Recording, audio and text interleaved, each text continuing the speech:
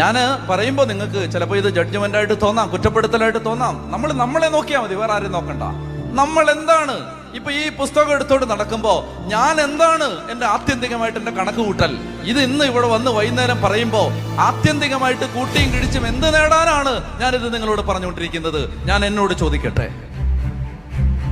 നിങ്ങൾ ബൈബിൾ വായിക്കുമ്പോ, പ്രാർത്ഥിക്കുമ്പോ, പരിശുദ്ധ കുർബാനയിൽ പങ്കുചേരുമ്പോ, കുമ്പസാരിക്കുമ്പോ, ഇൻ ദ അൾട്ടിമേറ്റ് അനാലിസിസ് എന്തിനു വേണ്ടിയിട്ടാണ് അതെല്ലാം? കൊച്ചുങ്ങൾ നല്ലതാവാൻ, കൊച്ചുങ്ങളുടെ ഭാവി ശരിയാവാൻ, കുറച്ചുകൂടെ കാര്യങ്ങളൊക്കെ മെച്ചപ്പെടാൻ, ഈ കെട്ടിടങ്ങളൊക്കെ ഒന്ന് ശരിയാവാൻ, അതാവാൻ, ഇതാവാൻ. ഞാൻ ചോദിക്കട്ടെ, എത്ര പേരുടെ മനസ്സിൽ ഈ ലോകത്തിനപ്പുറത്തുള്ളൊരു ജീവിതത്തെ കുറിച്ചൊരു പ്രത്യാശ വന്നിട്ടുണ്ട്? പ്രത്യാശ, ആ വാക്ക് നിങ്ങൾ കണ്ടോ അവിടെ? പ്രത്യാശ, ഹോപ്പ്. മഷിയിട്ട് നോക്കിയാൽ കണി കാണാൻ കിട്ടില്ല ഇന്ന് ആ വാക്ക് പ്രത്യാശ.